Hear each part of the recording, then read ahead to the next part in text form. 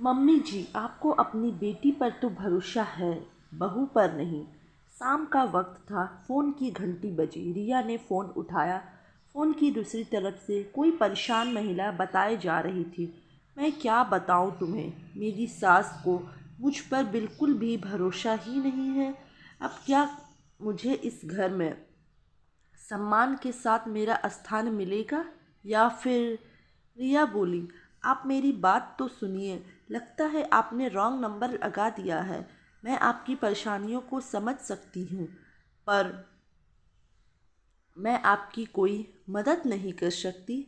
आपको अपनी मदद खुद ही करनी होगी। रिया के इतना कहने पर उस अनजान को एहसास हुआ कि उसने अपनी परेशानी किसी और को सुना दी है, और फिर माफ़ी मांगकर उसने फ़ोन को रख दिया।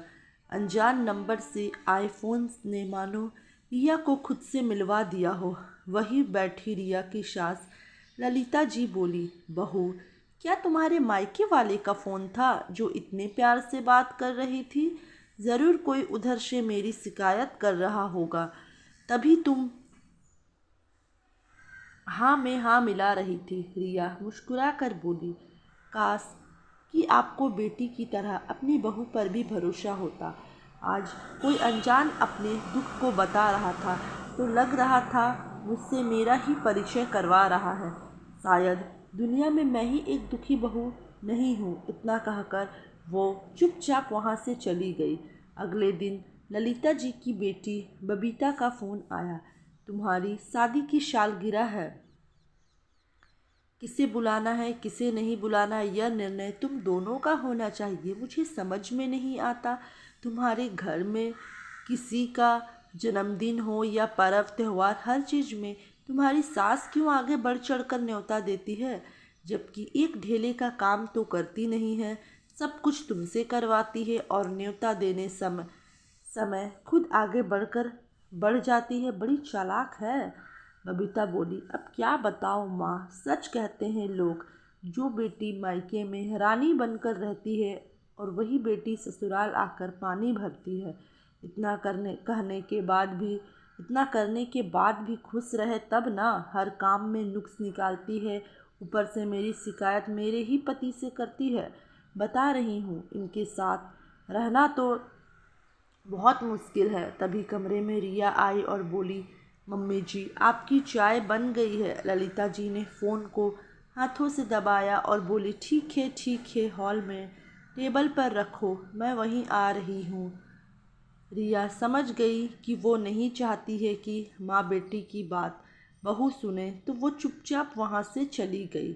ललिता जी बेटी से बोली, 4 बार बोलने के बाद चाय आई है, चलो मैं चाय पीने जाती हूँ। तुम भी थोड़ा कड़क बनो और दामाद जी को अपनी तरफ करो। कब तक अच्छी बहू बनकर रहोगी। इतना कहकर उन्होंने फ़ोन रख दिया। बाहर आकर चाय की एक घूंट लेकर अपने पति किशोर बाबू को बोली, सच कहते हैं लोग, उसे अच्छी सास नहीं मिलती। अगर अच्छी बहू हो तो उसे अच्छी सास नहीं मिलती। मेरे जैसे अच्छी सास हो तो उसे बहू अच्छी नहीं मिलती। अब इंसान करे तो क्या करे, किसी के चेहरे पर लिखा तो होता नहीं है कि वो अच्छी बहू होगी या अच्छी सास होगी। किशोर बाबू बोले, भाग्यवान औरतों की लीला औरतें ही जाने, हम बेचारे तो मूक दर्शक की भांति होते हैं। तभी रिया अपने ससुर जी के लिए भी चाय लेकर आई और बोली, पापा जी ये लीजिए आपकी इलायची वाली चाय। किशोर बाबू बोले, जीती रहो बहू, ईश्वर सबको तुम जैसी बहू दे। ललिता जी तिरछी नज़र से किशोर बाबू को देखी। ललिता जी बोली, सालों लग गए, आज जाकर बहू को पता चला कि किसको कौन सी चाय चाहिए, वरना हर दूसरे दिन याद दिलाना पड़ता है। शादी के 2-3 साल बाद ही पूरे घर की जिम्मेदारी मैंने इसे सौंप दी थी। सालों लग गए फिर भी कुछ ना कुछ गलती कर ही देती है। रिया मुस्कुरा कर बोली, मम्मी जी, जिम्मेदारियां तो आपने मुझे तुरंत ही दे दी, जिसकी वजह आप भी जानती है। काश कि अपना भरोसा भी दे देती तो शायद हमारा रिश्ता और बेहतर बनता। अब बताइए, मुझ में और उस अनजान रॉन्ग नंबर वाली दुखियारी में क्या अंतर रह गया। ललिता जी बोली, भरोसा जीतने के लिए काम भी तो करे, वैसा किया करो। रिया बोली, मम्मी जी, पिछले 15 साल से तो कर ही रही हूँ, क्या कभी मुझे अपना सम्मान और स्थान इस घर में मिलेगा या फिर अभी भी जद्दोजहद जारी रहेगी? एक बात कहूँ मम्मी जी, बुरा मत मानिएगा, जिस तरह आप दीदी के लिए आवाज़ उठाती हैं वही मेरे लिए क्यों नहीं करती? वो इसलिए ना कि आपको अपनी बेटी पर तो भरोसा है पर अपनी बहू पर नहीं है। इतना कहकर रिया वहाँ से चली गई। फिर दोपहर का खाना बनाई, सबको खिला पिलाकर फिर वो जूठे बर्तन इकट्ठा करने लगी, क्योंकि काम वाली भी वक्त पर काम करती थी। अगर रिया बर्तन ना निकाले तो वो छोड़कर भी चली जाएगी। तो सब खा पीकर अपने कमरे में आराम से सोने चले गए। रिया अपने बचे हुए काम निपटाकर थोड़ी कमर सीधी करने लगी। अभी अभी तो रिया की आँख ही लगी थी। अचानक फ़ोन की घंटी बजी। उसने फ़ोन उठाया तो उसके पति विवेक बोले, रिया, क्या बिना किसी झंझट के एक दिन भी नहीं कट सकता है? तुम ही बताओ, अब मैं ऑफिस का काम करूं या तुम्हारी और माँ की सुलह करवाते रहूं? क्या कह दिया तुमने माँ को, जो उन्होंने फ़ोन करके मुझे इतना कुछ सुनाया? रिया हैरान थी। वो बोली, पर मम्मी जी के साथ मेरी तो ऐसी कोई भी बात नहीं हुई। विवेक बोले, मैं नहीं जानता था कि वकालत पढ़ने के बाद मुझे अपने घर की औरतों के मुद्दों पर बात विचार करना पड़ेगा। अरे माँ नहीं समझती तो तुम तो समझो मेरी परेशानी। उनका तो समय कट गया, क्या हमारा ऐसे ही कटेगा? मैं दुनिया का केस लड़ सकता हूँ पर तुम सास बहू का नहीं। आशा करता हूँ ये बात विवाद तुम खुद सुलझा लोगी। इतना कहकर उसने फ़ोन रख दिया। रिया सोचने लगी, मेरी नींद खराब करके खुद चैन की नींद सो रही है। कुछ देर बाद शाम हुई। दोनों अपने कमरे से बाहर निकले और फिर ललिता जी ने चाय की फरमाइश की। रिया चाय लेकर आई और बोली, आखिर आपको मुझसे दिक्कत क्या है? आप मेरे काम में नुक्स निकालते रहती हैं। वहाँ तक तो ठीक है, आज मैंने आपसे कुछ नहीं कहा, फिर भी आपने उन्हें फ़ोन करके मेरी शिकायत की। माँ जी, इस तरह से रिश्ते कैसे अच्छे होंगे?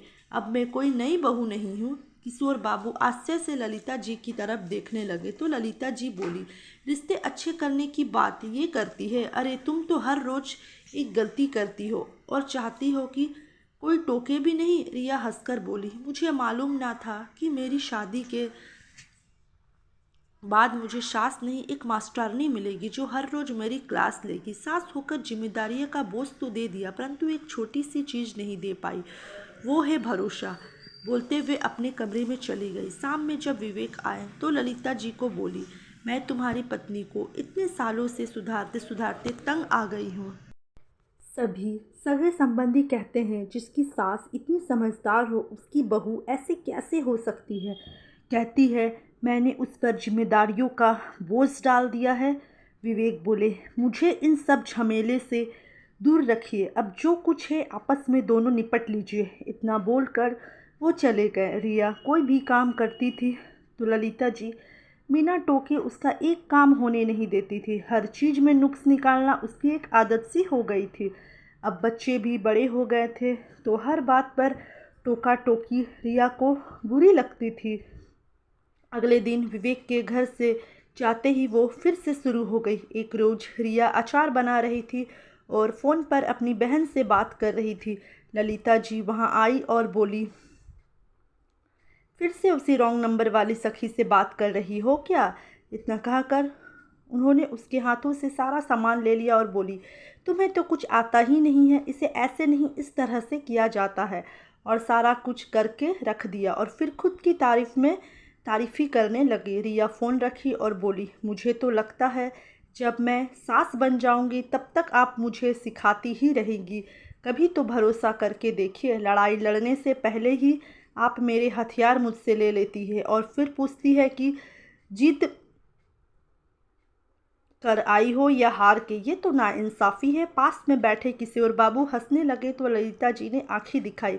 रिया बोली, मम्मी जी, आपको दीदी ननद पर कितना भरोसा है कि वो अपने ससुराल की जिम्मेदारियों को बखूबी निभा लेगी? मुझे तो लगता है उसकी सास उन पर पूरा भरोसा रखती है तभी सब कुछ उन पर छोड़ देती है। पर आप है कि जिम्मेदारी तो मुझे दे देती है पर बेटी जैसा भरोसा नहीं दे पाती है। वक्त ऐसे ही बीतने लगा। दोनों की नोक झोंक में रोज़ समय कट जाता था। किशोर बाबू दर्शक की भांति देखते और ज़रूरत के हिसाब से अपनी पार्टी बदलते रहते हैं। एक रोज़ विवेक घर में थे। ललिता जी फिर से शुरू हो गई। विवेक कभी भी माँ को जवाब नहीं देते थे, पर उस दिन वो अपनी माँ से बोले, माँ, शुरू शुरू में आप उसे टोकती थी, समझाती थी तो ठीक था, अब ये भी तो देखो उसकी उम्र कितनी हो गई है। अरे बच्चे उसके शादी के लायक हो गए हैं और आज भी आप उसके सामने उसे टोकती रहती है। आखिर ये कब तक चलेगा? अब जिम्मेदारियां दी हो तो भरोसा भी रखो, आखिर वह भी कितना सहेगी। किशोर बाबू पत्नी से बोले, बाकी का जीवन सुख से जीना चाहती हो या इसी लड़ाई झगड़े में बिताना चाहती हो, ये अब तुम्हें तय करना है, क्योंकि जब इन सब परेशानियों से बेटे बहू अलग होने लगेंगे तो मैं भी तुम्हारा साथ नहीं दे पाऊंगा। तुम्हारी बहू है जो तुम्हारा कहना सुनकर भी आज तक इस घर में टिकी हुई है। मैं तो कहता हूँ तुम्हारी बेटी भी इतना बर्दाश्त नहीं कर पाएगी। इतना बोलकर वो भी अपने काम में लग गए। अब तो घर में जब भी फ़ोन की घंटी बजती और अगर रिया फ़ोन उठाती तो ललिता जी उसकी तरफ देखती। रिया मुस्कुरा कर बोलती, मम्मी जी गलती से बेचारी का उस दिन फ़ोन लग गया होगा। उसने अपनी परेशानी क्या साझा कर ली? आप तो मुझे शंका की दृष्टि से देखने लगी है। भरोसा रखिए, अब मेरी उम्र नहीं है नैन मटक्का करने की।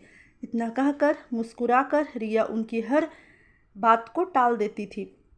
एक रोज़ बबीता के घर से उसकी सास का फ़ोन आया और उन्होंने ललिता जी को खूब खरी खोटी सुनाई और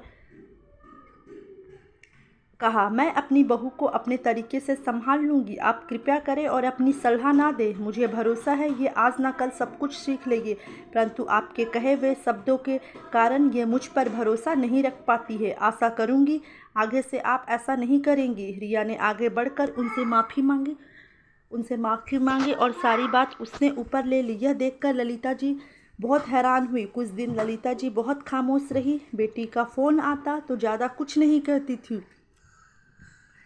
एक दिन रिया उनके लिए बड़े प्यार से अदरक वाली चाय बना कर लेके आई और बोली, मम्मी जी, दीदी की सास की कही हुई बातों को भूल जाइए, आप भरोसा रखिए। जब उनकी सास को उन पर भरोसा है तो दीदी के साथ कभी कुछ गलत नहीं होगा।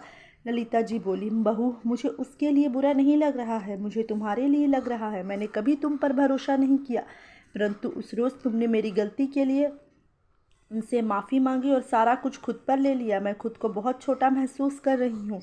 सच कहते हैं तुम्हारे ससुर जी, तुमने तो अपनी जिम्मेदारी निभाई है, शायद मैं ही भरोसा नहीं दिखा पाई। रिया मुस्कुरा कर बोली, मम्मी जी, इसका मतलब अब आप मुझ पर भरोसा करती है, ये जानकर मैं बहुत खुश हूँ। चलिए एक नई शुरुआत करते हैं। हमेशा आपका बेटा कहता रहता है कि हम दोनों लड़ते रहते हैं। अब मैं उन्हें दिखाऊंगी कि सास बहू भी माँ बेटी जैसा रिश्ता बना सकती है। इतना कहते ही ललिता जी ने रिया को गले से लगा लिया और रिया ने भी बीती सालों की बातों को भुला दिया, क्योंकि अगर आगे का जीवन सुख में बनाना है तो बीती बातों को एक किनारे रखना ही होगा। अंत भला तो सब भला। मित्रों, जानती हूँ हर सास बहू का रिश्ता खराब नहीं होता, पर हर घर में छोटी मोटी बातें होती ही रहती है। जब माँ बेटी में हो सकती है तो सास बहू में क्यों नहीं? बस रिश्ते की बुनियाद भरोसे पर रखनी चाहिए, तो आज ना कल बिगड़ता हुआ रिश्ता भी बन सकता है। तो दोस्तों, अगर आप लोग को ये कहानी अच्छी लगी होगी तो वीडियो को एक लाइक ज़रूर कर दे और चैनल पे नए हो तो चैनल को सब्सक्राइब कर दे। चलिए मिलते हैं नेक्स्ट कहानी पर।